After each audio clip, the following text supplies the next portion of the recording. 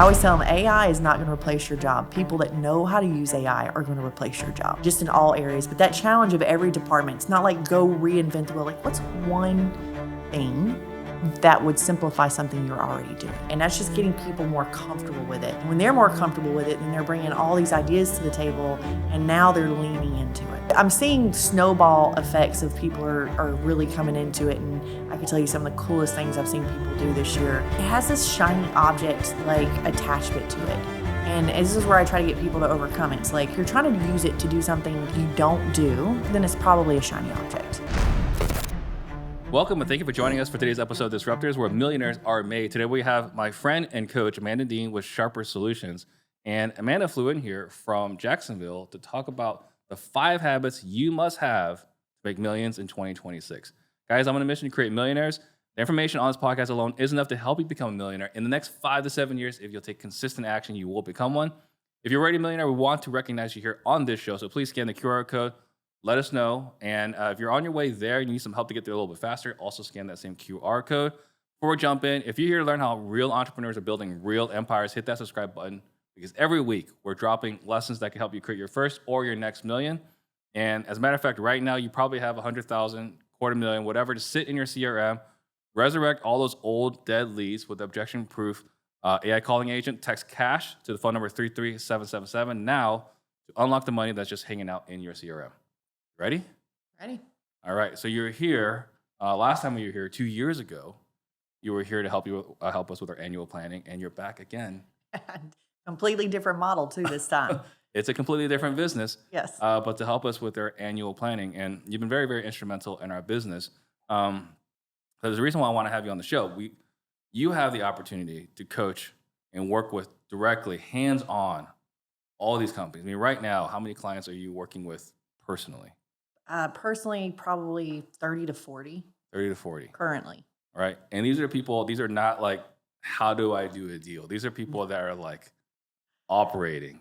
They got an operations person, probably a finance person, definitely a sales director of sorts, a larger organization. Yeah, a lot of them do. Some of them are still small teams, and it's amazing what some small teams can do. Yeah. You know, some of them are doing 100, 150 deals a year with 5 or 6 people. Mm-hmm. And some people need 30, 40 people to do 250 deals a year. Yeah. But they're all companies at different sizes. They all have challenges, and they all have their own growth goals for 2026. Yeah. So again, before we get into the 5 habits, I want to talk about 2 different things. First, what you saw in 2025, and then after that, we'll talk about what to be prepared for in 2026.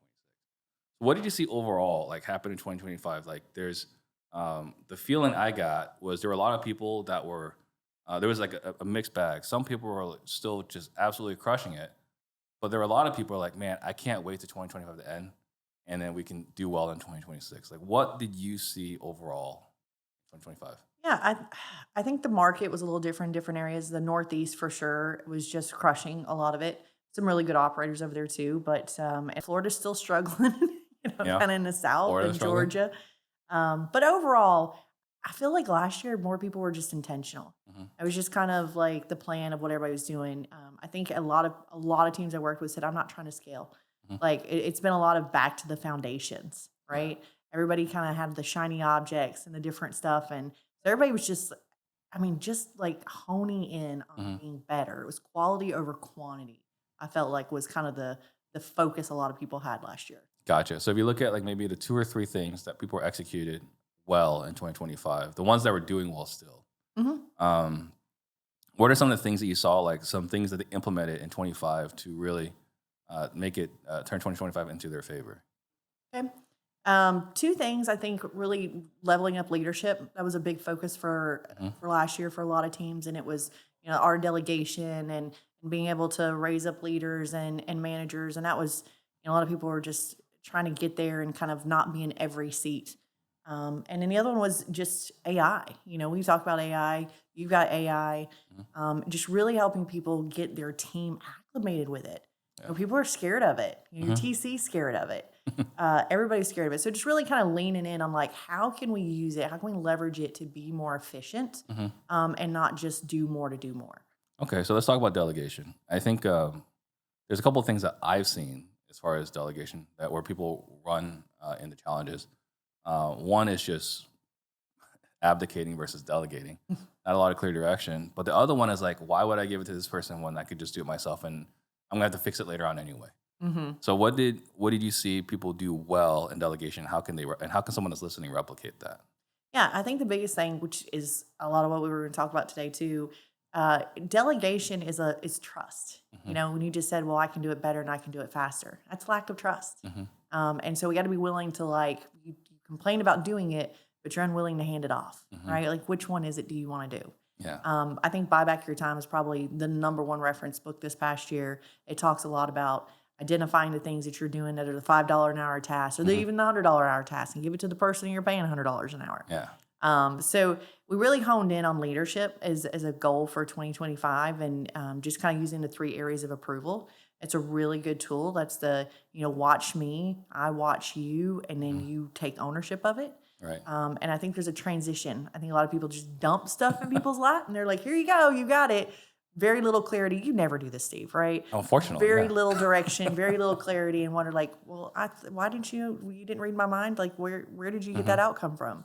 So really focusing on clarity, communication, really trying to raise up additional leaders so they're not just hiring to hire and just leveraging, just doing better there. So how does someone go about this? You said like, I'll do it, you do it, and Mhm. then you own it. Mhm. Break that down in more granularly. So let's say, for example, I'm not going through this right now, but I did have to go through it, right? Handing off the tech build out component, Okay. right? So what would I do to say like, I do it, you do it, and then you own it? Okay. I don't know anything about tech, so it's probably not a great example. Okay, so let's talk about But sales I've got a management. good example. Sales management. Okay, Yeah. go ahead. I'm working with a team on this right now. They're trying to, most entrepreneurs do all their underwriting, right? They're the final say so, they get a contract, they got to approve it. So underwriting is something a lot of people are trying to how do I hand this off and how can I trust the person? Well, doing because there's a lot of fear. it? There is, and right? it's a trust thing. If you do it wrong, Mhm. it's pretty bad. Right, but you got to have checks and balances. Like you Sure. don't have to do the activity to be able to check the work, Mhm. right? So I've actually, for example, we're working with a team and it's, hey, you let him shadow you, see exactly how you underwrite a deal. What comps do you look at? Ask questions, things like that. Step 2 is you're going to do it. He's going to do it independently. You're going to compare your notes and until the point where his underwriting comes out like yours. And then the third step is we're going to hand it off to him, but then you're going to review it and approve it at the end. Mhm. I mean, it's a really good way to show what that transition looks like. It makes a lot of sense when you put it that way. Because like the traditional small business owner, I'm guilty of this, right? All right, so you're a new salesperson. I just hire you, join my team. Like, all right, Amanda, I'm gonna just jump in the car with me. I'm gonna run appointments, and then you're just gonna sit there, right, and not say anything.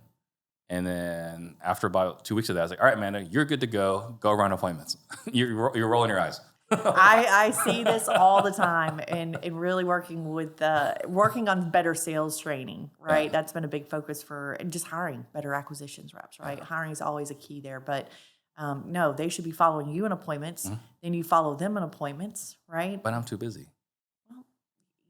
It's the number one role you have, right? Yeah. I tell people all the time, what are you going to do with it? You're too busy to spend time on sales, which is the number one driver in your business. Yeah. But I imagine you hear that a lot.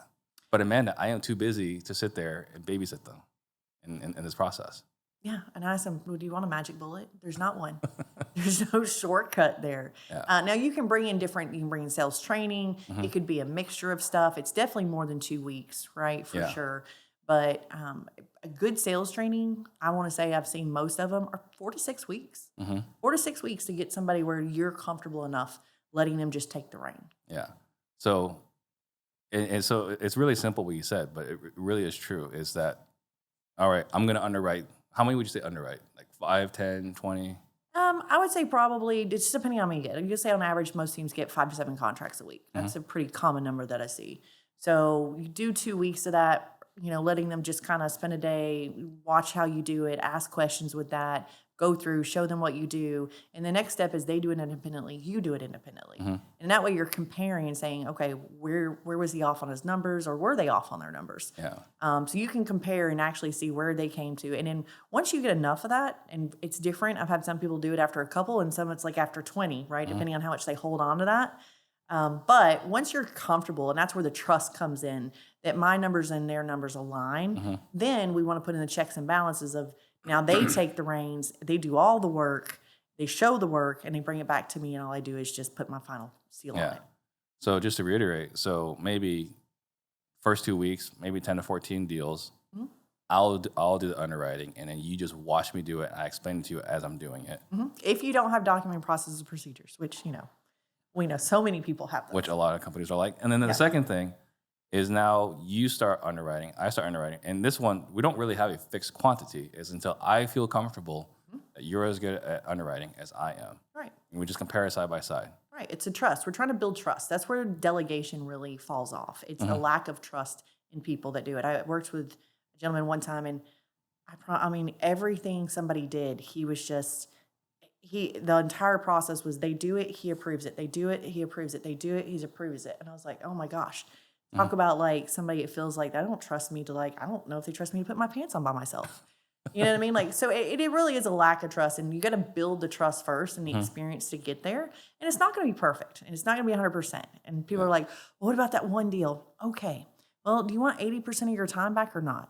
Like, you got to put some checks and balances in there, and people want to buy their time back, but they don't want to invest the time to build the trust that needs to happen. Yeah. And I think going back, so Stephen Covey wrote a book, Speed of Trust, fantastic book. And trust makes everything so much easier. And the other one, I think the 5 dysfunctions of the team, I think the first step is trust, right? Because without the trust, the other 4 dysfunctions can't be fixed. Right.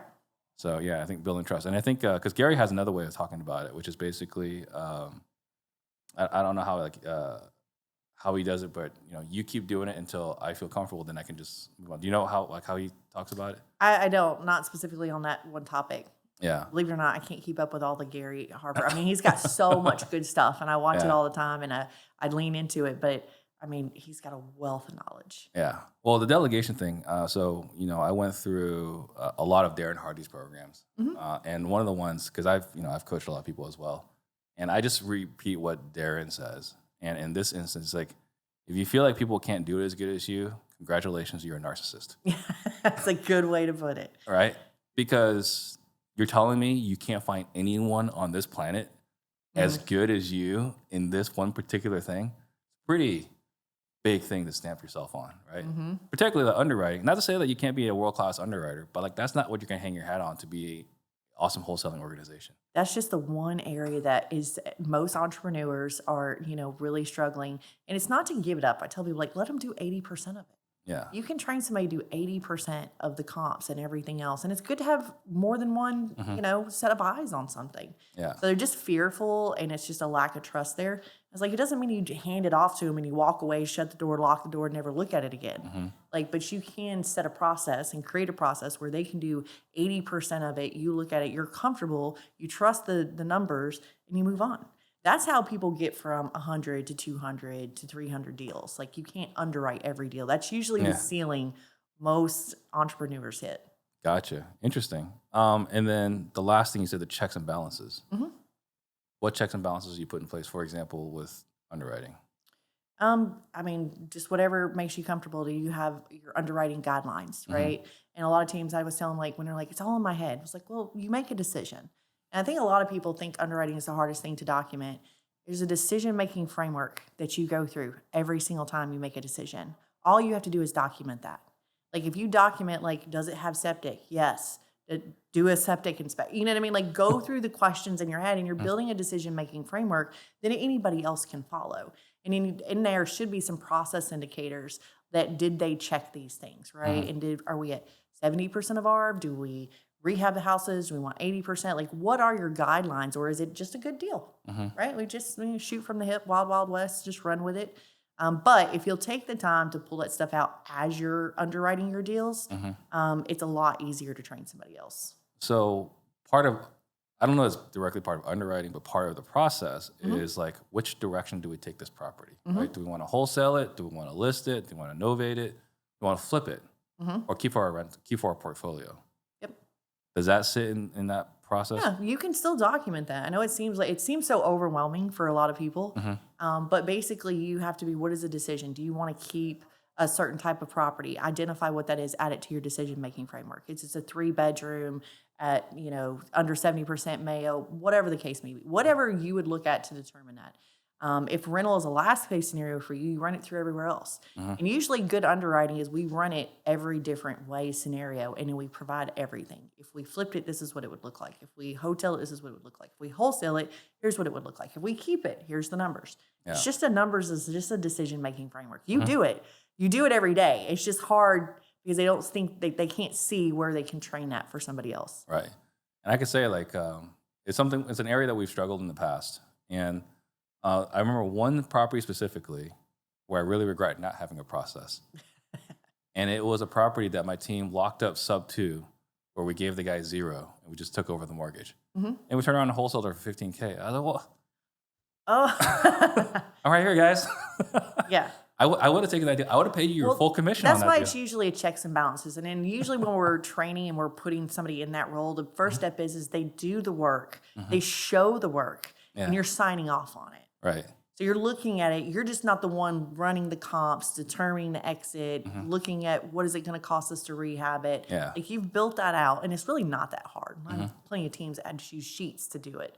But they're showing their work. It's kind of like a math problem, presenting it to you. So there's a big difference in you spending an hour underwriting your property or you spending 10 minutes looking at it being like, yep, I agree with that direction. Okay, so parts of this then, it's kind of like we're back in school, like you look at the work. So they submit, it's not like, hey, here's the property, here's what I think it'll sell for. It's like, here's the property, here's what I think it'll sell for, and here's why. Right.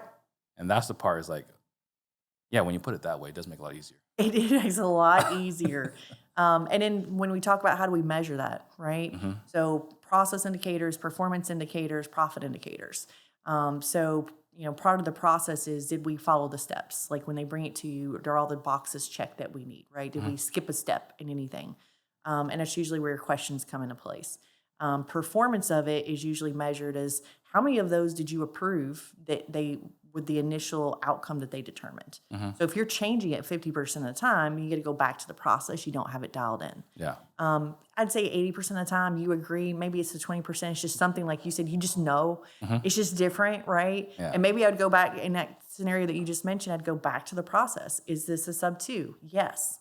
You know what I mean? And then you add in the questions you want them to look at. Is there any money we have to put down or, put into this? No. Keep it. Yes. You know what I mean?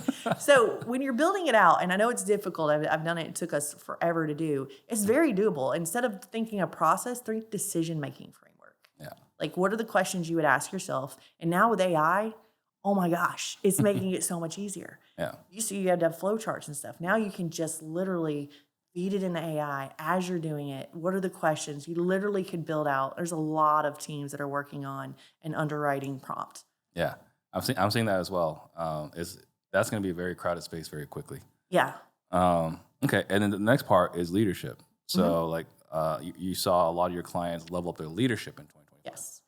Was this like a forced thing or? I don't think so. I think a lot of people just, it's been brute force. You get to 23, 24, and it was painful. It was painful for a lot of people. I mean, they either hit their numbers or they got close to it, but they were so wore out. They're just tired, right? Just crawling across the end of the year. Yes. And I'll bring up one, is a mutual for us. Ryan Berry is one of my teams, and he's talked about his story quite a bit. But I remember talking with him back in 2024, and it was just him, 2 sales guys, I think a couple of VAs, and I'm talking to him on the phone, and he's looking at his phone because nobody's answering the phone. And fast forward, I mean, he really dialed in this year, and it was really just about getting bigger or getting better. And he's got a full-time TC, 2 lead managers, 2 sales teams, a dispo rep. This doesn't happen overnight. Right. It wasn't meant to happen overnight. But he can go on a cruise or go somewhere, and he's like, my phone didn't ring once. Yeah. He's like, he's involved in the business. It's not one of those things where I build it and run away. But he can step out of the business, and it's going to continue to run. So now this is probably an episode in its own. But like, and maybe this is part we go to the 5 habits, but like what specifically are you seeing then that people did in 25 to level up their leadership? Yeah, I think a lot of it is building a winning culture. I think that was a big part. I always joke, culture is not something where you hire a bunch of dudes at your age and you're playing ping pong. I think in a lot of people's mind, that's what it looks like. Best place to work awards. Right, yeah, Google, right? Yeah. Like you can just eat what you want, when you want kind of thing. And it's not really what it is.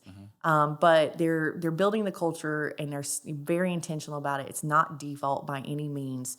And they're just, like I said, the ambitious, there's a lot of awards kind of driving, like let's win together, right? That's a big push for a lot of people. But a winning culture is a big part of that. And that's letting go of underperformers, not keeping people, like taking a hard look at your team and being like, are these the people that I want to represent me? Yeah. There's 2 things that come to mind here. First, Jimmy Vreeland, he was sharing like a survey, was like, like, what are you really good at? And everyone's like, culture. It's like, oh, what do you need help with? Accountability. Well, it's the wrong culture. Right. Well, those are the ones that fall into the likability trap, right? And I always tell people when they're like really just, like to be liked, I'm like, are you running for prom queen? Yeah. Like, what are we going for here? Do you want to be liked or you want to be respected? I'd rather be respected than, or what is it, liked and, I'd rather be respected and not liked versus liked and not respected. Yeah.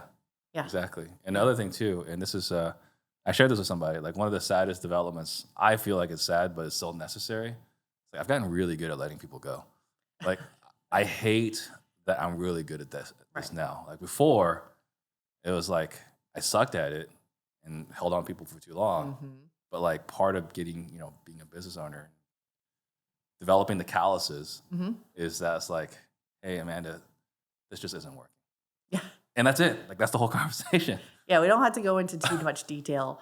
But there's 2 parts to that. One, a lot of people are getting better at hiring, right? Like we got to get better at hiring versus like a 30-minute interview and be like, open a prayer, hope it works. So getting better at hiring. And then 2, just knowing like when you hold on to an underperformer, it's selfish. Yeah. It's truly selfish. You don't help your team. You're not setting the culture that you want, right? They see an underperformer. A players don't bring B players up. B players bring A players down. That's a proven fact. But it's selfish because they could go find something. If they're underperforming, not doing a good job, they're probably not happy. Yeah. So you're keeping them from going to find something that maybe they're better at. Well, that was one of the most eye-opening things because I held on to people for too long. I've talked about it before. Like my biggest regret in the last few years is holding on to people for too long. But every person I eventually let go landed on their feet. Yes. Every single one, right? Yeah. They land on their feet. They're doing their thing. And they'd like let me know. It's like, hey, I'm over here now, and here's what's going on. Like, thank you for everything you've done. It's like, which is not what I expect because I think kind of like it's like a divorce. Like we never talk to each other again, right? It's like, no, like you train them up. You help them as much as you can. And then at some point you just realize, hey, it just isn't working. You go this way, I go that way. And they don't hold it against you. Especially if you're honest with them. I think a lot of people just don't want to have those candid conversations, which is crazy to me. Like, how is somebody going to be better if you didn't tell them? Doesn't mean you got to tell them they suck. It just means you got to tell them, say, hey, I mean, I know you put in 110% effort here, and I know you've done the work, and this is just, it's maybe just not natural for you. Like, do you enjoy it? And 9 times out of 10, I let somebody go one time, and I really tried, and she was really trying. And I just, after like 2 days of really trying to work with her hands on, and I was just like, I don't think this is a role for you. And she broke down crying. She's like, I was crying thinking about coming in here. She said, coming to work, it makes me want to cry. I mean, she was trying. She was giving 110%. It just wasn't the right role for her. Holding on to her wasn't helping her. It was just driving her. It was making her more anxious. And I don't think that's the thing with everybody, but I think we have to be honest with people, give them the feedback, and even if it is a performance or it's a non-performance thing, help them land on their feet. Help them find the place that's going to make them happy. Well, you definitely don't want people working in your company that feel like they have to be there. Right. Well, she knew when I pulled her back into training, and she was just like, and she was trying. This wasn't a lack of somebody that wasn't bringing 110% to the table. It just wasn't natural to her at all. So then going back to culture and like Ryan and a whole bunch of your clients, like what else are people doing right now to level up their culture? Yeah. Well, just what we talked about, not keeping underperformers. They're being way more intentional in the hiring, right? And not just interviewing just themselves. Like you're bringing in teams to come in and bringing in, 1 or 2 people that they trust to kind of, fill that person out a little bit. So we're kind of slower to hire, faster to fire is definitely leveling up their team, being more intentional about what their team needs for them. I think this comes up constantly. It's the meeting structures, right? I'm sure you read the book, Bad Meetings Happen to Good People. I'm not sure. It's a great book. It's a great book because how many times you talk to people and you send them a meeting request and it's like, oh my gosh, meeting. But really focusing on, let's be intentional about the time. We don't need to have an hour meeting for everything. Daily huddles, like really setting the culture of like, let's go. Let's go win together. Let's have good meetings. Let's have good agendas. Let's not waste each other's time. A lot of teams are leaning in onto communication cadences. That's something that's been a big focus for 2025. As we get into this era of this instant gratification, when somebody texts you, you think you got to text them right back. And the guided minutes, the phone calls, the text messages, the emails, the CRM notifications, the Slack channels, you just become overwhelming. And so really helping teams just be better at communicating with each other, how we communicate, what we communicate, when we communicate. I've had so much feedback, and that is just like, people are just like, I love this. Can you elaborate, like what that looks like? Yeah. So for example, I'm sure you've had this before, right? In your business, you get a text because you don't respond fast, or a call. It's like, hey, I texted, did you see my email? That you've never had that, right? It's never happened. It's just this, it's setting the expectation of what you communicate, how you communicate, and when. So for example, if something is like immediate, urgent, like needs my attention, seller's getting up from the closing table, call me, right? Like that's worthy of it. If it's something you need today, like you need me to send a wire or you need me to sign a document, but it's not time sensitive, it's just more today, text me, right? Everything else should be in an email. Everything. Don't text me and ask me about your PTO that's in 2 weeks. Email me. The second part, the most important part of that is that's how we communicate, but it's the response. People don't know when to expect a response, especially busy entrepreneurs, right? They feel like they were constantly like, I just want to be there for my team. I want to answer questions. I'm like, so you set the expectation that you're available 24/7. Think about that for a second. What they really want to know is, what is the expectation? So if you call me and it's urgent, I'm going to answer the phone. If I have to get up from a meeting, I will do it. If you text me, I will respond to you same day, right? That's my guarantee to you. All of my emails will be replied to within 24 hours. People don't mind following that if they know what the expected response is. But we have to be really good about not just what we communicate, how we communicate. The uncertainty, like I don't know when I'm going to hear back. Right. A lot of people, they call you because they don't, did you see my email? Right. But if you've created a habit and you're fulfilling your end of the bargain, and they send you an email, they trust that you're going to respond back timely. And some people, even if you can't answer the question, just respond back. And it helps owners, so they're only checking their emails as needed. But check your emails, and even if you can't answer it, say, that's a really great question. I've got to ask so-and-so. I'll get back to you by Friday. Be specific on a response. That's why we get so many gotta minutes and so many interruptions in our day-to-day is because people don't know when to expect a response. One challenge that we're seeing right now, just kind of creep up right now in our own organization, is we got a lot of fires. And so it goes into Google Chat. We don't use Slack, we use Google Chat. But then it's like, it seems like everyone's on frenetic energy, which the downside of everyone feeling like this frenetic energy and like they're putting out fires is they're not doing like their quarterly commitments, their weekly priorities, right? So what are you seeing people do with that? Again, helping people, the same thing we just talked about. So for example, I get this all the time. Well, so-and-so walks in, they have a question. I tell them it's a really good question. Put it on the agenda for tomorrow.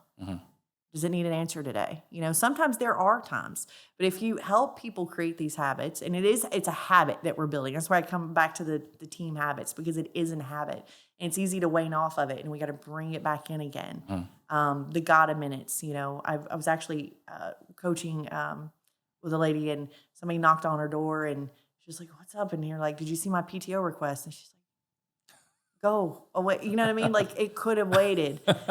So we got to help people identify what needs to be escalated and what doesn't. What things do they just need to solve and then put on the issues list so we can revisit it and go back to our process? And what things are, you guys are so new and all the stuff that you're doing, it kind of finally feels like everything's on fire, but you should have a parking lot for that information. Like if it's legitimately, I can't move forward and it's hindering everything I do the rest of the day, absolutely let me go interrupt. If not, I put it in a Slack channel, and what you're going to find is people are so used to putting out fires, they sit down, they have some time to work, and they're like, hold on. They almost can't start because they're just waiting for something to break. They're waiting for somebody to ask for something. It's almost like this like pause a little bit there. Yeah. And then you're talking about, as far as the culture goes, like having someone else offer input. And I've sent multiple people your way. I was like, hey, I'm thinking about hiring this person. Right. And I send you their PI, their working genius, and their resume. Even one person didn't work out. Went so far as like, hey, would you mind interviewing this person? She lives in your city. I think about stealing her for another person, but she never responded.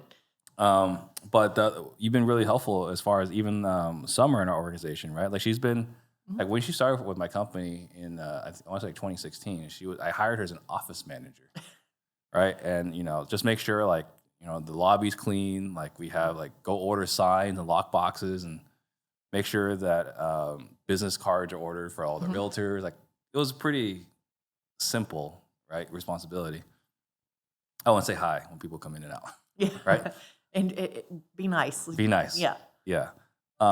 And I've gone through and hired a whole bunch of people to run ops, to help with operations and systems and this and that.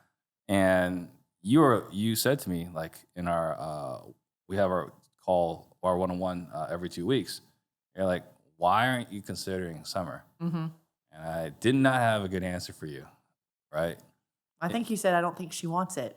I did say that. Yeah. Which was wrong. You challenged me on that, and you were right. But one thing I asked you was like, why does it work with her?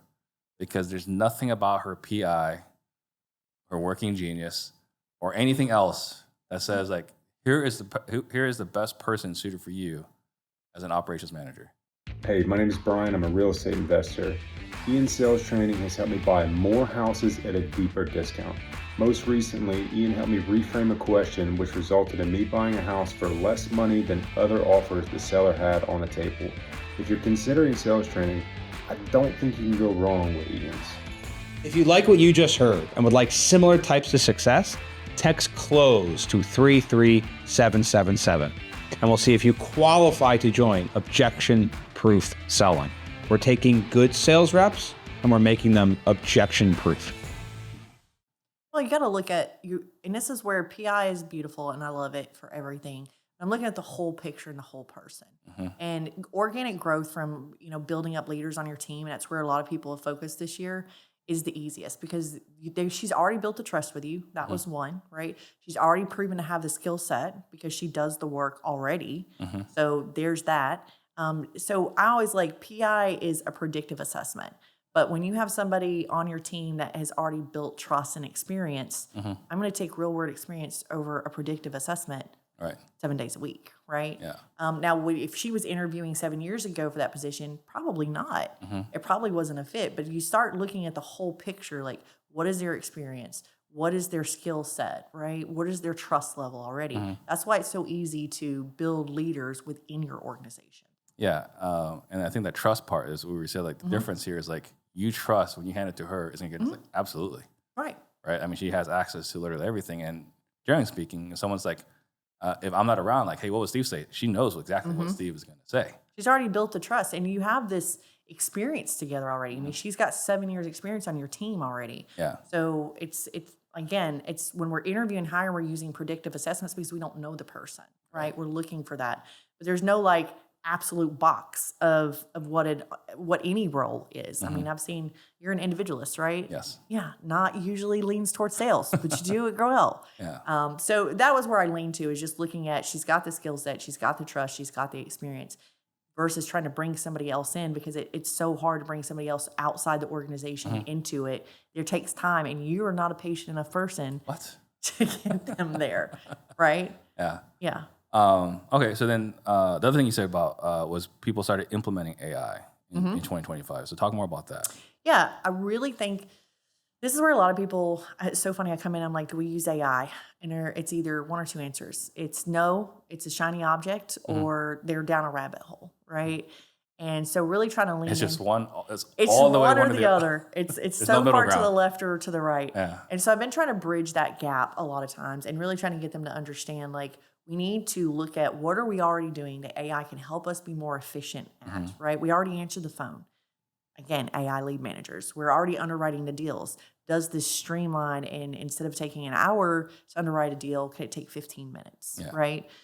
So really trying to lean in and then getting them to understand it, because they're pushing, and a lot of times the entrepreneur, the owner's pushing and their team's backing up. They don't want it, right? So trying to focus on getting them comfortable with it. So one of the things most everybody's done this year that I've worked with is we took a quarter, and it's like every department picks one thing to try to be more efficient with AI. We're creating the company accounts. We're giving them access to everything. We're helping them. Chad's team, we did a thing with them where it was a quarter, 13-week training program. They picked one topic a week. 1 week might just be how to prompt better. Like a lot of people just don't know what it is, and that's why they're so hesitant for it, and they fear it's going to take their job, right? There's that fear, very much so, yes. I always tell them AI is not going to replace your job. People that know how to use AI are going to replace your job.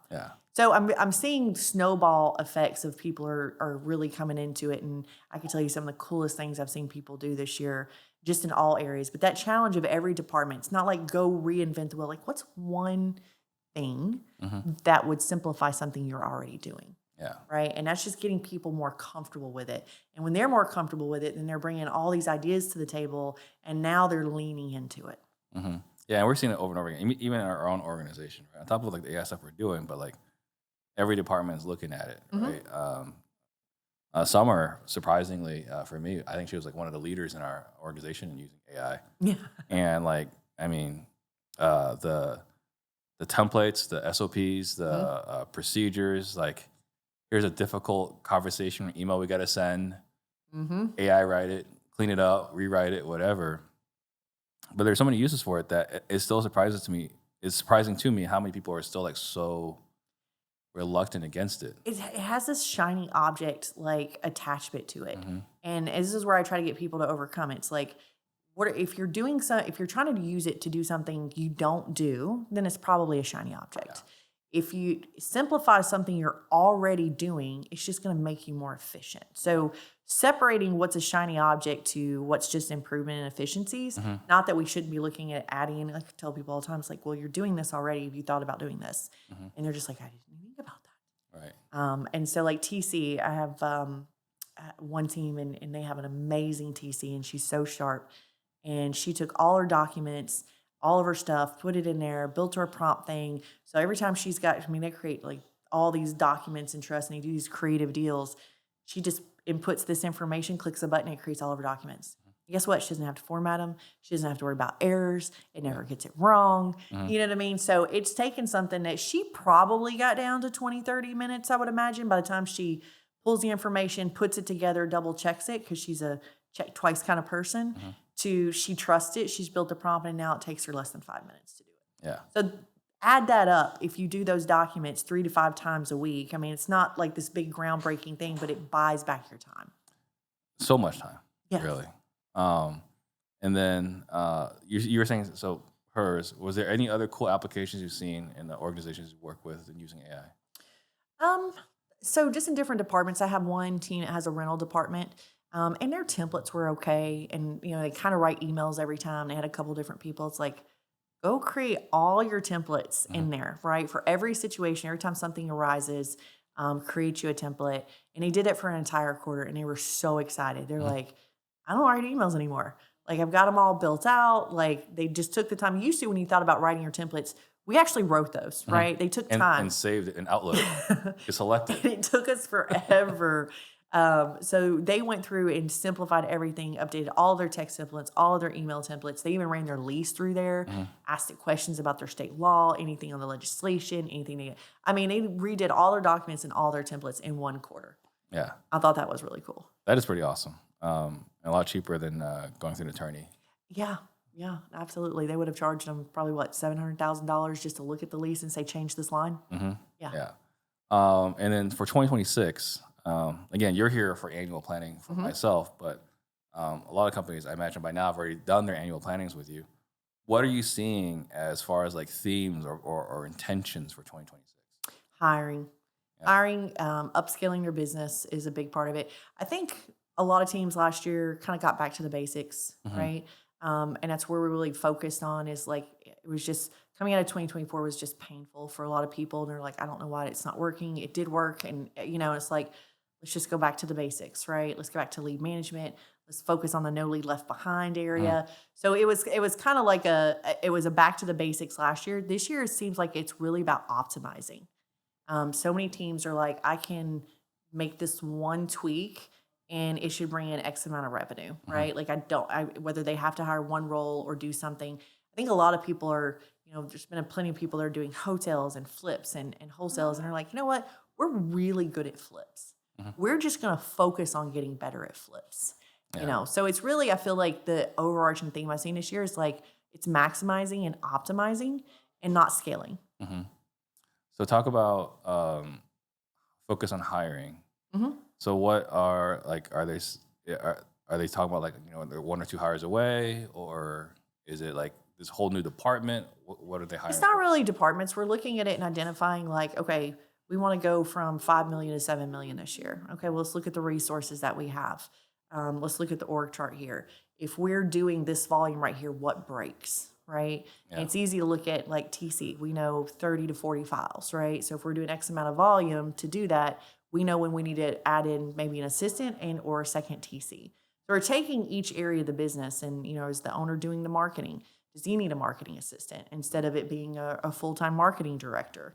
What does acquisitions look like? So what does that transition look like? And what are the resources? And when do we need to bring in those resources? Yeah. A lot of people, it's been mostly sales, acquisitions, and a lot of people are focusing on dispo. Dispositions is, let's just face it, it's been weak. It's been weak for years. People, some of the best teams, Joe Taylor, I mentioned it earlier, they probably have one of the most impressive dispositions I've seen. Yes. But everybody's kind of like, everybody's kind of have somebody in that role, and it's so funny. And they're like, how's your disposition? They're okay. Okay. So I'm like, let me guess. They're really nice and they have a high B over A. And they're like, yeah. And I was like, yeah, they like to be liked. You know what I mean? So we get these networkers in there, these people that, B over A means I like to be liked more than I like to win. They want you to win. They want you to win. I said, do they ever feel like they're trying to pitch you why you should accept this deal and why it's a win for them and a win for you? Yeah. And they're like, yeah. And I was like, yeah, that's a great person. Probably not the best dispositions manager. Yeah. And so just to say it in a different way, because we're talking about predictive index, Predictive, right? yeah. So A is independent versus collaborative. B is social versus reserved, right? So we're saying B over A is their social is stronger than their independence. Right. Their need to be liked. In just simple terms, their need to be liked outweighs their need to win. Right. And for us running a wholesaling company, to get the most amount of money per deal, we have to win. Right. We want a high A and a high B, but how far apart the B and the A is going to determine like where does that fall, right? Yeah. If they're pretty close together, it's probably not that big a deal, but you can usually look at that because they're promoter profiles, they're persuaders. They're like, but they're a persuader. I'm like, yeah, that's why they're trying to persuade you Yeah. why we want to do this deal. Yeah. Not that but they're not the person that's just going to go in and negotiate because they're just love to negotiate. Joe Taylor's dispo, like that. I mean, I think she did a presentation, and I think, was it like 1.8 million he brought in just additional negotiation revenue? Yeah. Just negotiating the deals above what they were listing him at. And so, again, you talk about like non-ideal sales roles, individualist. And that's what he is. He just wants to win. Right. He wants to win more than anything else. Doesn't mean he can't be liked. Doesn't mean he doesn't need the social aspect of it. I don't think he needs the social aspect. Right. But your highest attribution over your lowest attribution, Yeah. right, usually tells you their behaviors. It's not that they don't negotiate, but they're definitely not going to negotiate if they feel like they don't have to. Yeah. So if you guys are listening and you're wondering why your dispo is always trying to convince you why you should take this lower offer versus why that buyer should pay full asking price, Right. you might have a person in the seat whose B is over A. Right. Especially too far apart. Yeah. Oh, that makes total sense. And then I want to get into the 5 habits, but before I do that, I have a bone to pick with you. Okay. I feel like you have caught up or surpassed me in CG belts. You're on a pretty hot run. You're a pretty hot run right now. I don't know that I've probably surpassed you. I think you're at 4. Oh, yeah, I have 4. Yeah. Yeah. How many do you have? I think it's 4. I'm not sure. I'm hoping it's not 3. Well, I'm just trying to keep up with Chad Young. What's he got, like 10? He's got a lot. He's got a lot. Chad Young's got a lot of belts. But it's like, you got an agenda here? Like, what's your story here? No, actually, yeah, just putting myself out there. 2025 was a year of discomfort for me personally, right? Like, I work with you guys setting goals. I've set my own personal goals. And Brian Snyder is amazing at just pushing me into a discomfort zone. Yeah. And I try to bring value. You know, I've gotten so much value out of CG over the years. So I'm trying to be more intentional about giving back. I think I got the, which award? I got an end of the year award with Ambassador. CG, Ambassador Award, which was amazing to do. I just love that. I love that group. And I really have tried to be more intentional about bringing value to the group. Yeah. So talk about like getting out of your comfort zone, because we were talking about PIs a moment ago. So you're a strategist, which means your A is over your B. Oh, 100%. But your C is still even lower. So I'll paint the picture for you because it says it out first. High A, B is in the middle, which means I can be sociable or introverted or extroverted. It doesn't matter to me. Low C, so lots of variables, fast pace, a lot of drive, and a D is on the high side. So I always jokingly tell people I want it my way, the right way, yesterday. Yeah. Yesterday. Yesterday. Yeah. Yeah.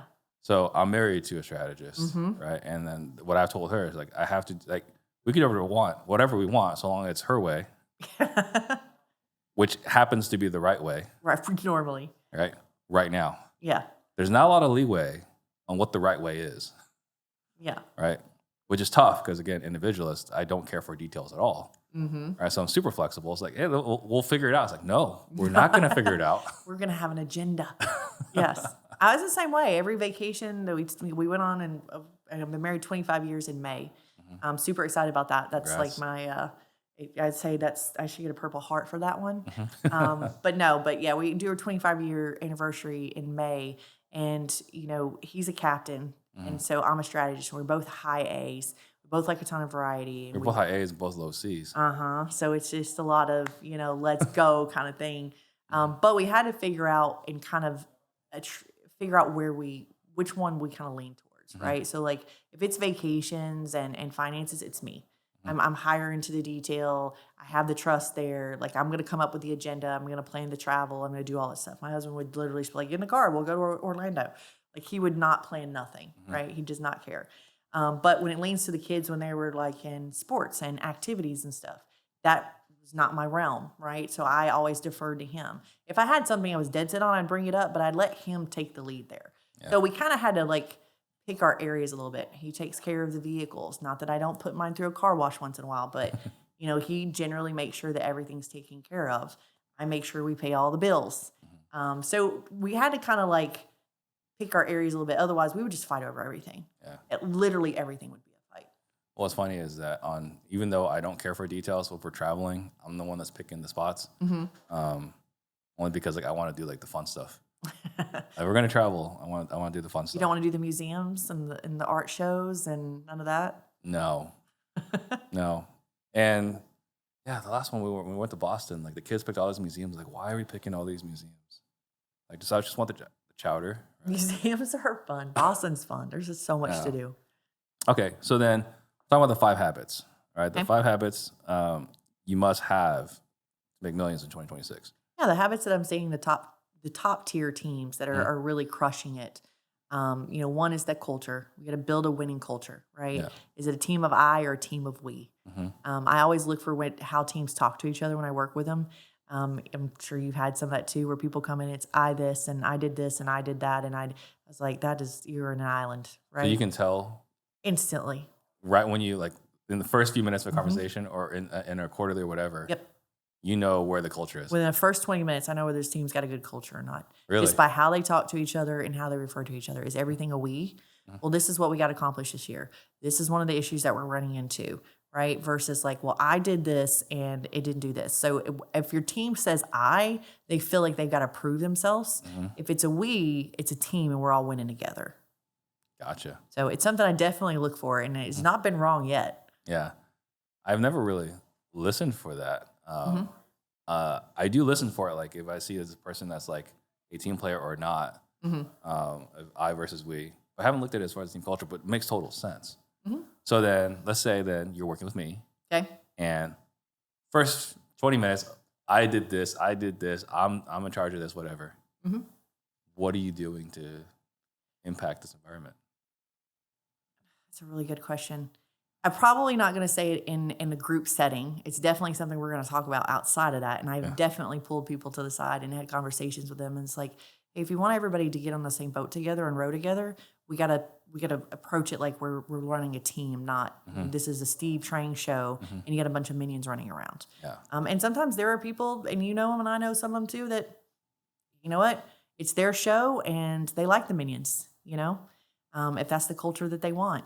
But I'm looking for is cohesiveness and collaboration, right? Or they feel like they're working together to solve a problem, to hit a goal, or they feel like I've got to prove myself on this team. So what can someone who's listening, what can they do to level up the habit in regards to culture? I know we talked about leadership a little bit, but is there anything else? It's just really being more intentional. I think that's the biggest thing. The teams with the best cultures were not defaults. Like some people just literally, I have been in teams where it's like we have a ping pong table and we got a pool table over here and it's doing great. But when you walk in the door, everybody's door shut, right? Kind of thing. So Really? yeah, it's definitely a thing. And I think there's a lot of people that think they have a good culture, and I'm like, yeah, I don't know that you do. Like, let's ask the questions, right? We have some assessments with Sharper that we do. And I think that's the easiest way to kind of show people, like, I don't think your culture is as good as you think it is when we get everybody to take an assessment. So it's a really good one. But just trying to leaning into there. So, like, what are some group activities that we can do? I'm not saying we're doing trust falls, but, like, we're doing any active learning, any team events, you know, things like that. Like, in a lot of best teams, they play hard, or they work hard and they play hard, right? Paintball is probably a great one. Airsoft is a good one. Anything that lets your team shoot each other and they're high A's, they love it. But they're just very intentional, which means team outings are stuff that people want to do. They're very intentional about making sure we spend the time. They're knowing what's going on with them. They have plans, like individual personal growth plans for each person on the team, not just for the company. They're just very intentional. And that's the best word that I can say. It's like, it's not like, no, everybody here likes each other. We have the best culture. Yeah, it's not a default thing. It's not a default setting. Yeah. Yeah. So you guys do have a resource, right? Part of the RISE framework on how to measure culture. Because I think you know one of the things you guys do in the first half an hour, in every the quarterly meetings is assessing the culture. So what are some things that people could be asking themselves as they're listening here, like whether I have a good culture? I know I heard you say like I versus we. They might not be in tune for that. Yeah. What else can they do to reflect on the level of culture that they have? I want to say it's more the door shutting is like a pretty common one that I typically see as everybody. And I'm not saying some people, you know, legitimately are on the phone all day. They don't need to shut their door. I'll give you an example. I had a sales guy one time that was super nice, and he was just, but oh my gosh, he was just so much to work with, right? And I remember him pulling up the office one day, and it's like I saw this like slow wave of like door shutting. Oh, geez. Right? All the way throughout the whole floor. And I was just like, what in the world? And sure enough, he was a high performer, low trust person, and people didn't like working with him. And the fact that we basically tolerated that he just kind of, you know, pushed the boundaries all the time didn't drive the culture that we wanted. No. Right? And people are like, that's the hardest position to let go. It's like a high performer, right?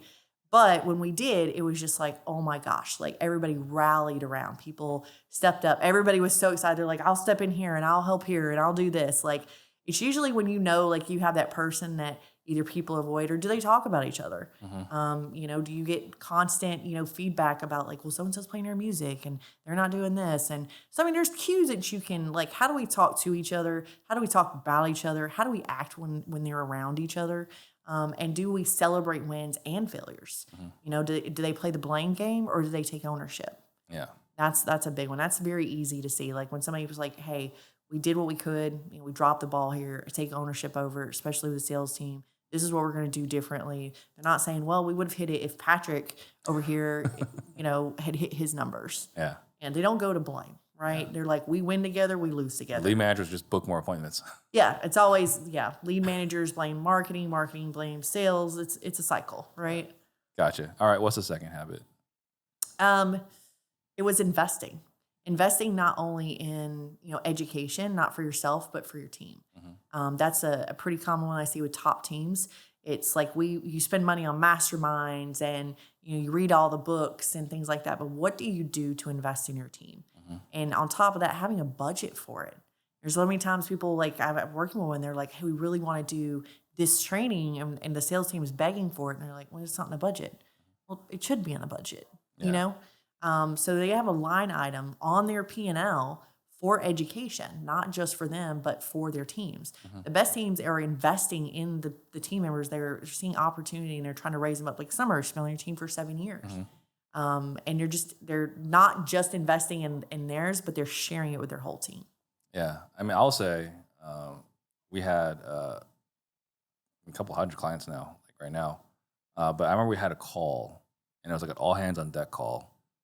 And they're like, here are all the struggles we're dealing with right now. And I remember like going back to all my clients, I was like, are you guys facing these struggles? And they're like, no. Like to a T, like no one was having these struggles. Like, huh. And I was just kind of confused by the all hands on deck call. And one of my clients pointed out, I was like, well, Steve, you have to remember, like, all of us here are invested in our sales team. Right. So like, we don't have these issues. Like, that makes sense. Right. But like, someone else had to point it out to me. Like it was right there in my face. I didn't even see it. Yeah, they're paying to level up their team. Right. There's so much good education out there. There's a new TC training plan out there. Casey Smith put out. It's fantastic. There's nothing in the industry to help TCs level up, right? And she's really leaned into the education space, and she's so good at it. Yeah. And so there's a lot of teams that are investing in that for their TCs to get them in that community and get them that training. And I think that it kind of usually leans towards just the sales team, if it is anything. But looking at just overall, like you said, Darren Hardy, there's plenty of teams that go through hero's journey together. And it's just not, it's something we do. It's something we live. It's not just something that we talk about. Yeah. Yeah, I think Casey Smith, heard nothing but great things about her. And we've gone through so much Darren Hardy training. I think my team's gotten frustrated with it, but it's like, it's good stuff. We got to keep it fresh too. And I run into some people kind of like, well, we did that and we did that. I'm like, you really should freshen it up every 13 weeks. I'm really focused a lot of teams on some situational training for sales and for lead managers. And it's going deep instead of it just being one thing. It's just like, let's pick one topic a week, right? Like, what is it like to deal with a hoarder? What are the common objections you're going to get? What are the questions that we need to ask? And so we're just leaning into doing some of that, and the teams love it, and they thrive off of it. So we talked about the TC, we talked about the sales team. Who else? Like, what are some other opportunities for investing in our team? Personal growth. There's some COO training. Cameron Harold has the COO Alliance. If you have a leadership there, I've had people ask me, they're like, what kind of like C-suite executive level type, education and learning and involvement there. So that one's like my go-to on that one. I'm trying to think. Dispositions, I don't really know of any. I know there's some construction ones out there. They're just more intentional on personal development and growth in their role. Yeah, and I would say Marcus Krigler for finance. And David Richter. But like, money is one of the most what's the word I'm looking for? It's not underinvested, overlooked. Overlooked areas, finance. Yeah, finance is well, finance it's just finance. See, and I feel that way about TCs. Yeah. I feel like TCs are just like valued as like being just admin assistants. I'm like, you go through all that, you spent that money, you invested that time, you went out there, you followed up, you got that contract, and then you just like, here you go, and in these difficult situations, you were able to sell them on it. They actually have to get it to the closing table. They got to figure out when a seller freaks out and tomorrow and wants to change their mind and they run into a lane. It's so tedious in TC, and that's how I feel like it's very, very overlooked. Yeah. Okay, so culture, investing. What's next? They don't shy away from tough conversations. I say this is kind of like leveling up leaders to do this as well. You and I have talked about it. You're like, how do I have this conversation? I'm like, just say anything to anybody, right? But let's talk about what that looks like role play it with yourself. But you can't shy away from having difficult conversations. people don't want it. If they really need the feedback, they want it in a constructive manner. Yeah. It's we can't tell them they suck, but we can also try to help them lean in on how can they be better. I think people really avoid that, and I think that's one of the things that people are like, no, when something's not working, they have the tough conversations they need to have. So how do you develop that habit? How do you develop that habit? Well, how often do you avoid something just because you don't want to deal with it? Probably a lot. Yeah, a lot, right? It's really, if you're avoiding something or you're avoiding a person because you're avoiding a topic and you know it's festering. Like something's festering. It's taking real estate in your mind, right? You're thinking about it. Like go to somebody else and just be like, and I do role playing with people all the time. It's like, tell me what the problem is. Talk to me like I'm that person. Take 5 minutes and just try to have that conversation like, oh, that didn't come out right. Versus just, I recently was not working with somebody, but I know somebody that called somebody to kind of let them go. And it was, it wasn't because of their performance. It was just because of, everything going on. And they're like, hey, are you coming in today? And they're like, no, I'm work from home on Mondays. And just totally fumbled the ball and just fired him over the phone. How do you think that went? Not so well. Not so well, right? The difference of treating the other person is like, how should we have done it? It was just diarrhea of the mouth, right? Because she was expecting to be able to do it in person. So just taking a few minutes, being able to talk to yourself, say it out loud. It's like, hey, Steve, we've talked about this a few times, and I feel like you're avoiding this issue. Like, what can we do to get past this? Versus being like, why are you ignoring me, Steve? Why are you ghosting me? You're not responding to my emails, right? That's how we come off defensive and we come at somebody. Like, hey, I've sent you a couple of emails. I don't know if it's just you don't know how to respond to it yet. Like, do we just need to talk it out? Right. People just don't, like the top leaders do not avoid those tough conversations. Is this something that came natural for you, or did you have to work on it too? Oh, I definitely had to work on it. I'm an intense person. I know you are. That's what I'm asking. I definitely. Because I wouldn't say you're necessarily unfiltered, but you don't.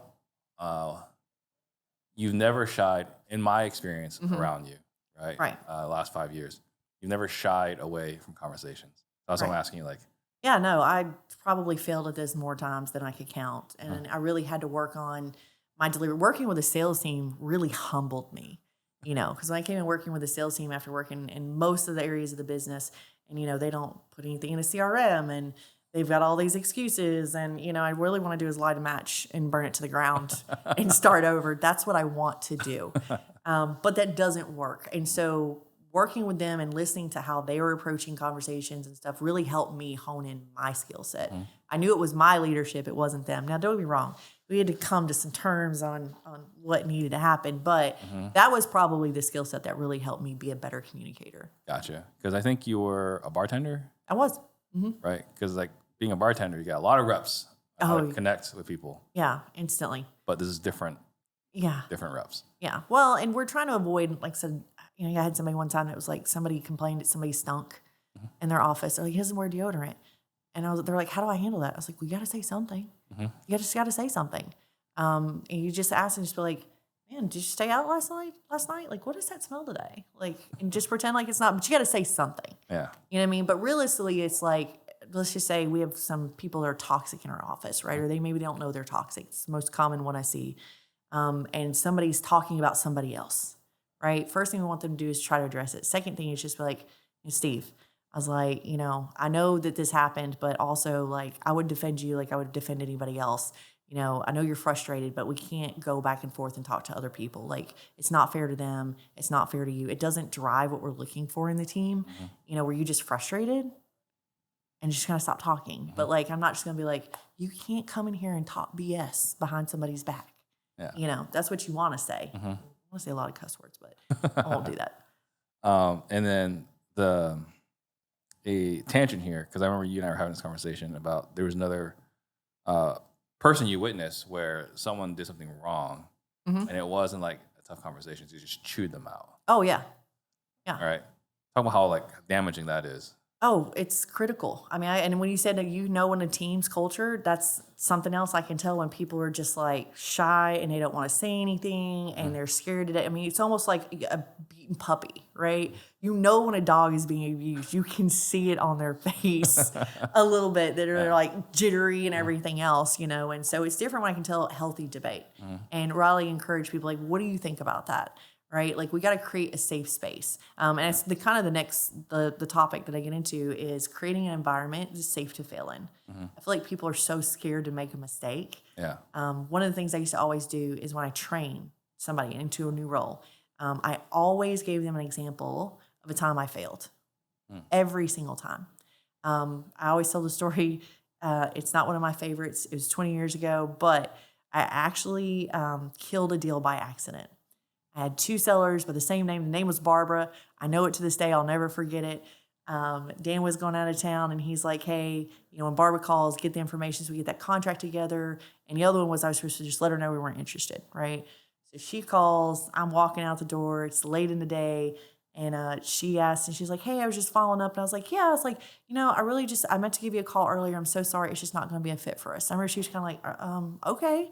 And I was like, do you like me to get you a number of referrals? So I basically killed this deal. I wake up at 2 a.m. in the morning, sit straight up in bed because I realized I had told wrong Barbara. I killed the wrong deal. I was so sleepless. And the next morning I went in and I called her instantly and she didn't answer. And I finally got a hold of her later that day and she's like, I was really surprised because we had come to an agreement. She's like, but I called the other guy and I just signed a deal with him. I was like, oh no, and I had to tell Dan, and how he took it just was so opening for me. He was just like, he's like, what can we do different so it doesn't happen again? And he's like, what did we learn? He wasn't like mad. He wasn't like angry. He didn't lose his mind over it. He didn't take me off the phones because he didn't trust me not to do it again. And so we put some checks and balances in place on that. And that was just, it lived with me for a while. So it's one of the stories when I told everybody, I had hired so many lead managers and trained them. Like, let me tell you about the time that I lost the company $20,000, right? Yeah. And what I tell them is like, look, we're going to make mistakes. We all make mistakes. The best thing we can do is be honest, be transparent, tell us about it. We can't have the same mistakes happening over and over again. Yeah. But you learn to ride a bike by falling, right? Your kid, you're teaching them how to ride a bike, and the first time they fall, you don't go over there and berate them. Like, are you an idiot? You don't know how to, what's wrong? You know what I mean? So we've got to praise in public. We've got to, kind of criticize in private, but we got to create a safe place to fail. That's where people really go in and they're willing to take the risk and they're willing to push the envelope and try stuff. If not, they're going to come in, check the boxes, and that's all they're going to do. And they're not doing a single thing more than that. And they're going to ask you every question under the sun because they're not going to be willing to make a decision. They're not going to stick their neck out. No, absolutely not. And now you have to sign off on every decision. Right. Which means you don't get to enjoy dinner. Right. Or time with the kids. Right. And you're just like, why are you asking? People are just like, I don't know why they're asking me this. You've created that. Yeah. You have created that. And I always tell people, look at your process maps, right? Mm-hmm. And how many times does it say do, check, approve, do, check, approve? Not that we don't need checks and balances, but if you're so in the grain and you've got to sign off on everything, that's a lack of trust. And they don't feel like they are empowered to make a decision. Yeah. I remember when I had to take over the wholesale company back in 22, and I was absolutely mortified because I went back there. I was like, okay, well, I got to get this back up and running. Right. And then they would ask me questions, and I was like, well, what do you think? And they're like, well, before we just used to go ask so-and-so. Like, every time? Like, every time. It's like, you weren't allowed to make any decisions? Like, no. I was like, okay, that's weird. All right. And another individual come up, like, and ask me questions, like, well, what do you think?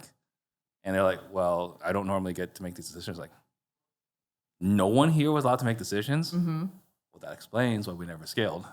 Right. Your process is limited to you. Like, you can't scale past you are the one. Like, again, there's so many key process indicators. There's process, there's performance, there's profit, there's purpose. Mm-hmm. Like, you want to put the right things in, so you're looking at the right things at the right time that tell you something. Yeah. People feel like if it's process or people, if something's not working, 90% of the time it's process, not person, right? But people lean towards blaming people. Yeah. This person's not doing their job. Okay, well, let's look at the steps. Like, they're not answering the phone. Check the phone system. The phone system doesn't work. Okay, well, they can't answer the phone if the calls aren't coming through them or they're lagged 40 seconds. So I always lean into like, let's double check everything in the process before we just assume the person's not just doing what they're supposed to do. Yeah. And then the fifth habit. I think we got ahead of that earlier, and it was really the shiny objects, right? It was kind of leaning into AI and efficiencies and how can we do it better and faster. And knowing the difference between a shiny object and something that's really going to grow your company. Yeah. So you're talking about the discernment then of like, this is something we should pursue, this is something we should not pursue. Well, it's filtering, right? I always tell people, like, there's usually, like, we go to CG, we come back with a ton of ideas, right? Everybody does. There's no shortage of ideas. No shortage of ideas. There's no shortage of, like, getting to see the coolest thing that people are doing, right? I think Stephanie Betters and Casey Ryan, they did a presentation not long ago, and how they didn't win a belt, I don't know. I was sitting there and was just blown away. I was like, oh my gosh, like, this is the greatest You're thing talking ever. like the lead enrichment. Yeah, the lead enrichment with like the deal signals, and I think Casey's is for Podio, and property sales AI, and nobody's using these tools effectively, you know. And so this is a really good example of, you know, property sales are like, well, it's kind of a shiny object. I was like, well, let's talk about it. What does it do?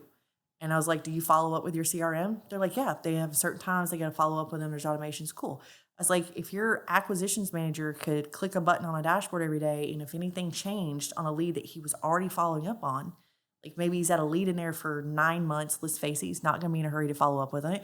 And all of a sudden it shows up on the tax delinquent list, or all of a sudden it shows up that they're behind on their payments. I was like, it's kind of pulling your CRM and saying, okay, we're going to make follow-up calls, but like, let's call these people first. I was like, does that make you more efficient in follow-up, or do you feel like it's a shiny object? Yeah. So we're already doing follow-up. So filters that we try to look at when we have new ideas is, you know, does this, what's the cost? What's the impact on the business, and what resources does it take? A lot of times people want to start something new, and they're like, all of a sudden they're a wholesale company and they want to start flipping. They don't have the resources. Do you have the resources for it? Well, no, I can try to do it, or I'll get so-and-so to do it. Okay, well, what does his workload look like, right? Like, is it over capacity, half capacity? What's the impact on the business? Well, we'll be able to make more money. Okay, well, how much experience do you have? You know, so kind of leaning to like, what does the plan look like for them? I'm not saying you shouldn't flip houses. We probably shouldn't go run and take 20 houses down just because we think we can flip now. So really looking at, is it lean into what you're already doing, or what kind of impact does it have on the business? What is the cost and what is the resource? Yeah. And sometimes people try to cut costs on something. I'm like, when you have the money, write the check. I'm not trying to spend your money, but like property, you know, your AI lead managers. I talked to a ton of teams. I literally was talking to one this week, and he's like, you know, he's like, there's leads that came in at 11 p.m. He does PPL. He's like, I can't call these leads. He's like, there's a couple that come in on Christmas. I was like, you know, there's AI lead managers, right? And he was like, what are those? He was so excited. I was like, yeah, they're 24/7. They don't take PTO. They're not an added line to the payroll. It's more of just a service. I was like, and he was just like the most excited thing ever, right? Yeah. Because he knew that was a challenge he's want to overcome. He can write a check and solve that problem tomorrow, right? And he has the funds to do it. So that's the difference. Yeah. So finding having a filter. a filter, figure out like, is something that we want to do and not do. One thing you were saying there is resource. And I think, you know, you guys have a framework for determining what the resources are, right? Because so it's not like this general thing over here. So when you're saying like, what are resources available to it? What question are you asking? Do we have somebody on the team that has the capability to do it? They have the experience to do it, and they have the capacity to do it. If not, are we going to hire this role, or is there a third-party service that's available to order to do it? And are we willing to write a check for that? Yeah. So like, they'll want to do it, usually bring something in, use existing resources that are usually already at max capacity, and Or wonder beyond why max it doesn't capacity. work. Huh? Or beyond max capacity. Or beyond max capacity. Yeah. We have, you know, I'm trying to think of a good example. The AI one on the lead manager one was a good one. It's like, when you can answer the phone, you should 100% answer the phone. But if you don't, then let's do this, right? So what are some services out there that you can utilize? But they, you know, they kind of come in, and if they have an ops manager or a COO or anybody in that role, like a Summer, we tend to just hand everything to them and be like, but you can do this, right? We're not really asking. We're just kind of shoving it down there. So we got to look at, what are the resources? Sometimes we have somebody on our team that maybe they do have extra time. You know, they're kind of like, hey, we've done some efficiencies over here, kind of have 10 hours a week. We can bring it in, but we need to ask that person. We need to run it through that lens. Do we have the resources to do this? If we don't, are we willing to hire them or write a check for them? What is the impact on the business? There's so many times there's these great ideas that come down the pipeline. They look cool on social. They don't really drive the impact. Yeah. Right. And that's a big one too. And then what is the time? You know, time commitment. Time is a value. You can't get it back. Yeah. So, and sometimes this is a great idea. It's just not right now idea. Right. And I found myself a lot of times if there's like a cool idea, but like right now, like it doesn't make sense with our resources available to take anyone off to go do it, is that I'll just spend my evenings doing it. Right. And see like, hey, is this something worthwhile pursuing? Because it might be like after a little bit, it's like, Well, you're doing some due diligence to decide, yeah. does this make sense, right? Yeah. And that's another thing a lot of people do. Working with one team, and they're wanting to bring a whole new product. They're a service provider. They do one thing really well. They've brought in another product, and they want to bring in a third. And I was like, okay, but what about your second product right here? Like, where are we at with that? And they're like, it's kind of, I was like, he's like, but it is like the most profitable, like per margin in the business. I was like, so versus leaning in here and getting this to 100%, we're going to start a new product, right? I feel like this is going to be our conversation on Friday. Yeah. Sounds shiny, looks good, right? But we got to focus on like, let's do one thing really well, and then let's add to it, right? We start a fire, we start with a kindling. We don't just toss it all in there and then just keep adding on top of it. So it's filtering when we do something. Yeah. And I'm hoping you guys are enjoying this conversation. This is more of like a free, friendly banter because when I meet with Amanda twice a month, it's not this friendly. It's more like, hey, what about this? What are you doing about this? What do you think about that? And I think there's a lot of value there, right? I said in the introduction, friend and coach, someone that's working with us, again, like highlighted, like, hey, like you should look at elevating Summer instead of trying to bring in someone else to lead. Just elevate Summer to that role. But the other thing too, is as I've gone through this journey, which I was looking at, like it's month 9 now. It's crazy. I can't believe it's been that long. Yeah, on this AI journey. But like every time I was like, here's what I'm working on. And you're always like, well, what about this? What about that? Kind of like shining the light of the blind spots I'm not considering. And one of the ones you said this earlier is what breaks. Right. If this works, what breaks? And then preparing for that. And I gave you some grief. I was totally in the wrong. I gave you some grief. Like, you didn't tell me it was going to be hard to onboard software. So I'm actually, I'm finishing a book right now. Well, no, I just finished a book. Never Lose a Customer Again. Okay. It's a fantastic, fantastic book. I feel like that would fit right in where you guys are at right now. Yeah. Yeah.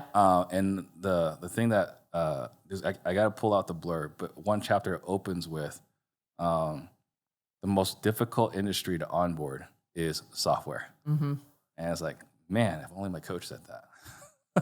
If only your coach said, hey, let's make sure we get the onboarding really dialed in before we roll this out. Yeah. Which, it's never going to be 100%. Yeah. And that's the thing, too. It's like we can't wait too long to roll something out because, tech moves really, really fast. But we definitely got to put it through the customer's eyes and the customer's journeys and do some betas. And, we want to get it as close as we can as like that 80, 90%. Well, something I realized as we're going through it, I would make the argument that our onboarding is even more challenging for our organization than other organizations in that when you switch CRMs, you just got to make sure like, all right, all these different webhooks go from this CRM to that CRM. And we got to download everything over here and import over here. And then we got to get like these other systems, phone systems, texting systems, whatever. Like we got to do all these things. What we do is what I believe is even more complicated because not only do we have to deal with all the different webhooks and everything else and Zapier and this and that, but then we also have to work with your CRM. I know. And then working with someone's CRM, like, man, every CRM, the interface is so different. Especially Salesforce, right? They're all customized. They're all customized. So that was the biggest thing. So I didn't realize, as far as an undertaking goes, how much even more customization is required with our software because there's so much real-time integration. Like a lot of other integrations, like, yeah, if it takes 5 minutes, right, it's fine. Right? So like, for example, a very specific issue we still have today is with Dialpad, whereas like we pause it as long as we can to wait till the data get in, but like how long Dialpad takes to get the data in could be a minute, it could be 10 minutes, it could be whatever. And it's like, but the client needs this now. It's like, what's the right amount of time to wait for Dialpad to upload the call so that we can transcribe it and score it? There's all these issues that like when we started this in March, never once considered. Yeah. Hey, what are all the different phone systems out there, and what is their process for uploading calls? Yeah, I think you guys did a really good job of going back to the basics. It's like 3 steps forward, 1 steps back, right? Yeah. You guys are always looking at the customer's journey and trying to improve it and make it better, and even using the SIPOC to bring stuff through. So, some of the stuff with tech, it's like it's super tedious and super difficult. Sometimes you just gotta put it out there. You gotta see what works. You gotta see what doesn't work. Yeah. And then we gotta build processes around it as quickly as possible, Yeah. so that we know, okay, when this does this, like. So if it's dial pad, maybe it's 3 minutes. If we set the customer up, like, what's your phone system? Dial pad, just a FYI, takes 3 minutes for an upload. Yeah. Or whatever the most extended time that you could kind of feel safe at. Yeah. And setting up that process there. So Yeah, there's a whole bunch. Like I remember one day it looks like, okay, so what are all the different CRMs out there? It's like, oh, I haven't heard that CRM in like 5 years, right? And then what are all the different phone systems? And then what are and then like, what does it work the best with right now? Like, what is the one that's just like, man, it just never an issue for the CRM? Which phone system or No, CRM. CRM? Salesforce by Salesforce by far. By far. Got it. Yeah. Go High Level is also really good, but Salesforce far and away because it's designed right to work with. Like it's the only CRM, not the only. I mean, I'm starting to work with HubSpot now. We got a client that does HubSpot. Okay. Because we're expanding the home services, so HubSpot is a client there. But Salesforce is literally designed to work with all these different plug and plays, right? Like there's a literal app store, right, that you can interact with. Integration is very easy with Salesforce. With Salesforce, yeah, like it's by far up and away the best. The ones that we have the most challenges are the ones that are closed systems, where everything has to go through this one singular point of contact. Gotcha. Pretty hard to move to where like the owner of the company is the point of contact. Can you imagine if like every time you had a tech issue, you had to call Steve? Oh, no.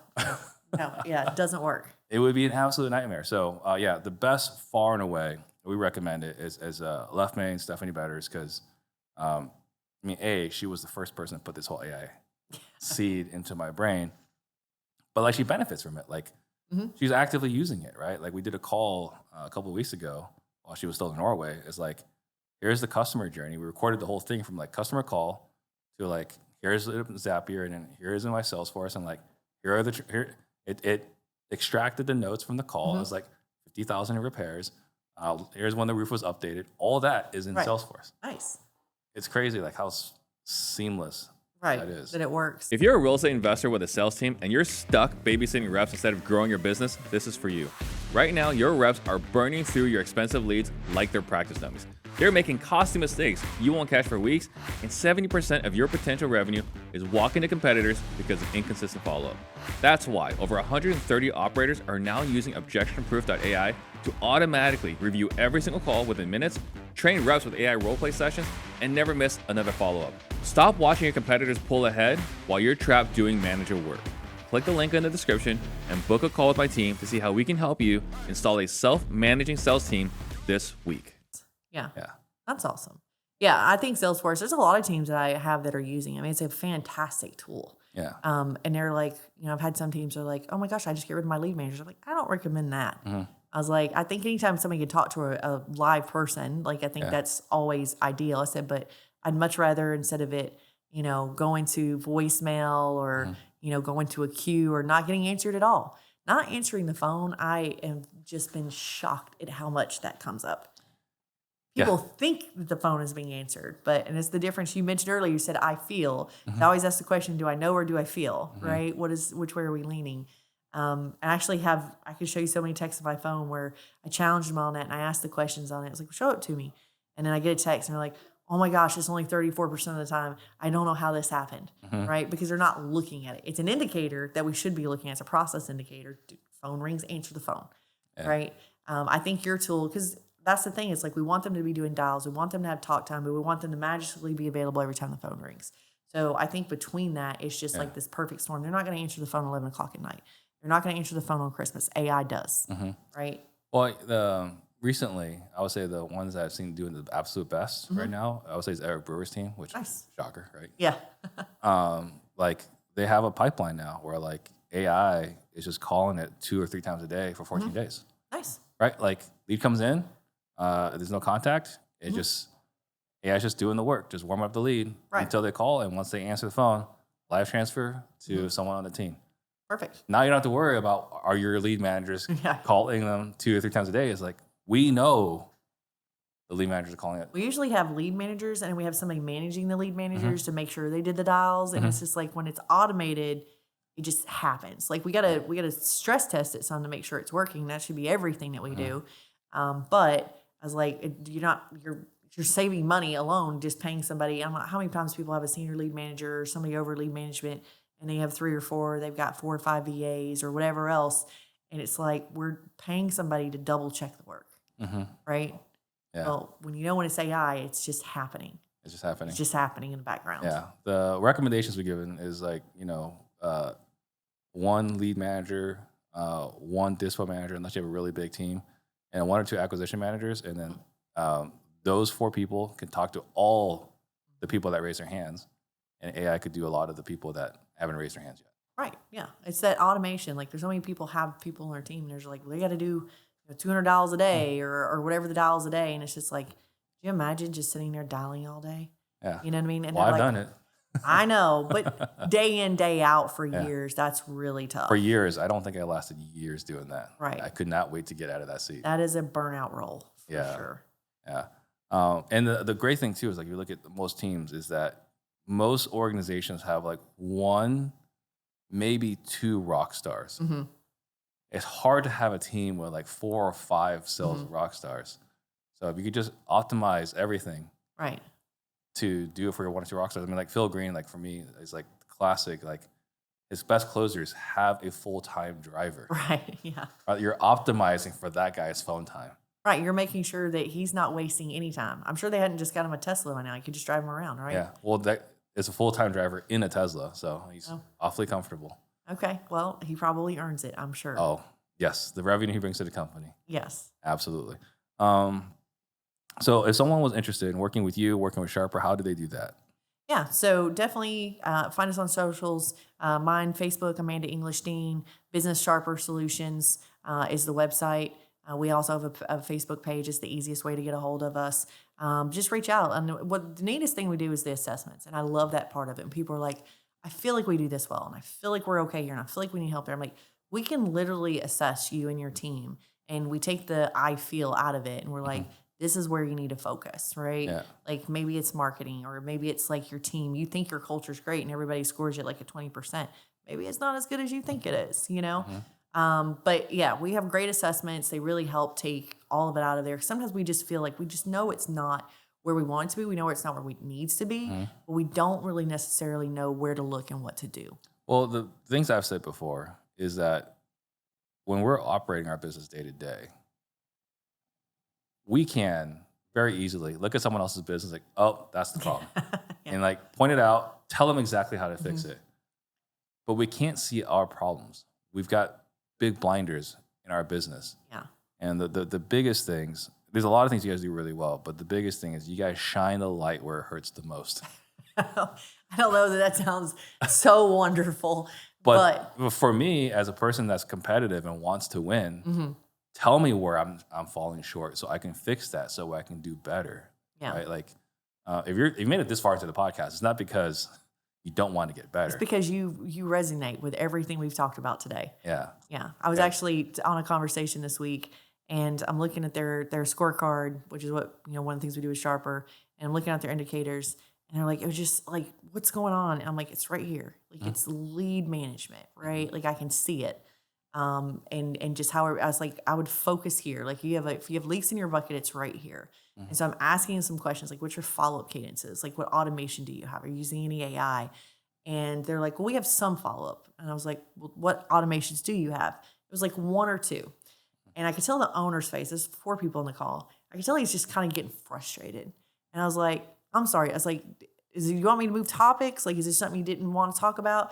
And he's like, no. He's like, let me apologize, first of all, that I'm wearing it on my face. Secondly, he's like, let me share my screen. And he pulls up. He's got all these follow-up processes that they had started building out 5 years ago. It never got finished. And he was just like, I don't know. I was like, well, that's fine. We're going to finish them now. Like that's what we're focusing on. We're not, we don't have to go do 10 things. Let's just do one thing until we get the numbers that we need, and then we'll go expand on that further. Yeah. It's like the only thing we're focusing on right now is no lead left behind. What are the checks and balances we can put in place? What are some of the immediate 1% improvements that we can do? And what's the long-term fix? The long-term fix is building them out. You're not going to start tomorrow and have them built out in a day.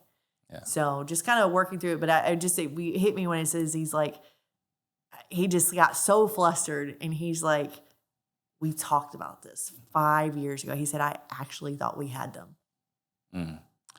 Rough, rude awakening. But again, shine a light where it hurts the most. But then we have an opportunity to fix it. Right.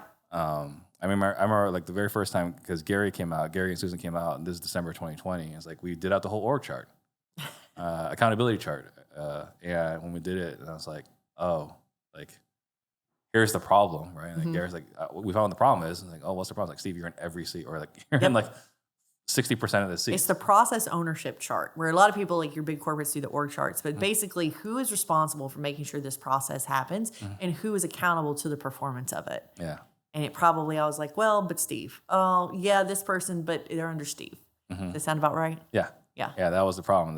But that was like, it was such a relief, because now we know, like, now we have a plan move forward to fix the problem. Yeah. I always tell people when we go through that exercise, and there was one team I had it, and he was in 13 boxes. And I was like, we're going to print this. We're going to color code it with all the color codes of the boxes just you're in. So you could see, you could understand, like, that was the bottleneck in the business.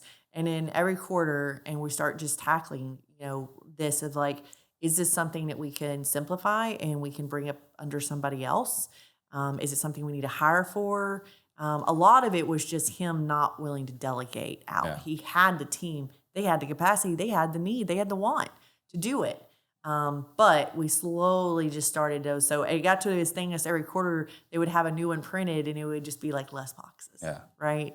And so that was a pretty big win for them. But sometimes it just needs to be in our face, like, all the time. Yeah. Like, what are we trying to get accomplished? Yeah. And just again, to reiterate, so like we do 2 calls a month, and then you or Gary and Susan or Brandon or Austin come out every quarter to do a quarterly strategic meeting. So this Friday we're doing an annual strategic meeting, but the other 3 quarters we do a quarterly strategic meeting. Right. So those are their services on top of everything else you guys offer. But just want to reiterate for everyone. Yeah, and I feel like we have a lot of services that are just geared towards wherever a team's at. Like I said, I think people ask me sometimes, they're like, when am I ready for you? I get that question a lot. When am I ready for you? And I'm like, where are you at in your business? Like, what does that look like for you? It could be, like I said, Ryan Barry, when I started working with him, is a team of 3, right? He's got a full team now, and it's just a different area. Like, but he kept thinking, I need to be at a certain spot, right? And then I have teams that are, they got 50 employees, and they scaled really fast, and then what we talked about earlier, everything broke, right? And so they can't stop running the business, but we've got to slow down, and you got to work in the background to kind of fix a lot of those things. We got to take the duct tape off and put the permanent solutions in there. That's a thing? That's a thing. I tell people sometimes we splint it, sometimes we duct tape it, sometimes we just got to tear it down and build it back, right? Yeah. So there's really no specific size that works for us. And then we do coaching calls, we do power days, there's all kinds of stuff. We have AJ Sandoval, she's amazing. She works our teams for 13 weeks. Like, she goes and helps you build the foundations. Week by week for 13 weeks, she'll go through there and help you with your succession planning. She'll help you with your org chart. She'll help you with evaluating your team and making sure that, we kind of have the quadrants. Like, we can actually, you ask the questions and move into the I know, like, this person is an up and right star, or this person's a workhorse, or this person's a bad hire, right? Like, we're trying to figure out in our head, but like, we literally have assessments that will put it right there for you. This was a bad hire. Yeah. Kind of thing. So we have tons of services that we can do, sharper talent on the hiring side. We always tell people, like, we're built to be whatever you need us to be. Yeah. And then the other thing too, in one of our CSO calls, Chief Sharper Officer, right? Our twice a month call was, I remember you were saying, hey, you guys need to read second in command, which led me down this whole Cameron Herald journey. You're right? welcome. Yeah. Yeah. Which was really, really helpful, right? Because, like, without that one, then maybe I don't read Vivid Vision, and then we don't get focused. And without that focus, we've been able to implement in 25 with the whole AI deal. So thank you for all that you've done for us. Any last thoughts you want to leave all the listeners with? I just think it's a good time in January to slow down and really decide where are you trying to go and why are you trying to go there. I have so many teams that are, trying to, when I start working with them, they're trying to double their revenue, but why? What is it? Well, we want to do more deals, but why? Really hone in there, because what happens is they go on this journey and they put so much effort and energy into it. And then 9 months down the road, they're like, I hate this. I don't want to do this, right? This is miserable. I made more money when I was doing less deals, or to that effect. And some people are like, well, I bought my time back. So it's not just what are you trying to do, but really identifying and really asking yourself the good questions of like, why am I trying to do that? Am I building a company that's a legacy past me? Am I focused on generational wealth? Am I want to spend more time with my family? Do I want to put back into the community? I want to build back my team. Like, and what does that look like? I think so many people fall into that comparison trap. Well, if so-and-so, and I hear this all the time, so-and-so is doing, Santini's a great example. I hear this all the time. Sandy, you should see what Santini's doing. Okay, well, what does he do different than you? What is the market there? Why do you want to do that? You know what I mean? And it's just, well, it looks cool. Well, it looks great on social. Santini's socials are amazing. Don't get me wrong. But like, does that feel your purpose? Because I see so many people that go down. I have one client, he's a developer in Boston, and he's so good. He was like, no, I'm starting this other arm of the business. I've wanted to do it for years, and now's the time to do it. And I was like, are you sure? I kept asking him the question of why. And he's like, well, just it goes with the business. And he really couldn't tell me the why, right? And so 3-4 months into it, he's like, yeah, no, I don't know why I went down that rabbit hole, And I kept saying, I was like, if you don't have a good reason, if you don't have a why, then you're probably not ready to go there. So I think it's not what are we trying to get accomplished, but why are we trying to accomplish this year? Yeah, I think one of the things that I learned painfully is just because you can doesn't mean you should. Correct. Yes. Yeah. All right. So again, someone wants to work with you guys. The Sharperbusiness.com is the easiest website to go to. Even if you just want the assessments, I think that's just an underutilized tool. Like, if nothing else, reach out to Sharper. We're happy to send you assessments, assess your team. Go from there. At least get the feedback, right? It's free. Why not do it? Yeah, there you go. All right, so I shake your hands. A little under the weather, so we won't do that right now. Okay. But thank you. Thank you for all you do. I mean, thank you for having me out. I appreciate it. I'm sure there's better guests, better conversations. No, stop it. But a lot of the success that we have, I contribute directly to working with you, working with Sharper. So thank you. The reason why, I want to share, your message, your journey, and, get it out there because it's helpful as needed. Yeah, I appreciate it. Going from running a business and doing the volume that, I'm used to doing and doing this, I thought it would be a bit of a challenge, but I've just been, I can't believe how much it fills my cup. Yeah. Like, I actually enjoyed it. I didn't think I would, but I love working with so many teams. And I know Gary and Susan and everybody on the team does. Like, it actually excites me to show up at 9 a.m. in the morning and be like, let's go. What are we going to get done, right? What are we going to try to get accomplished this much? So, yeah, I appreciate it. Yep. And thank you guys for watching. See you guys next time. Shout out to Steve Train. Jump on the Steve Train. Disruptors.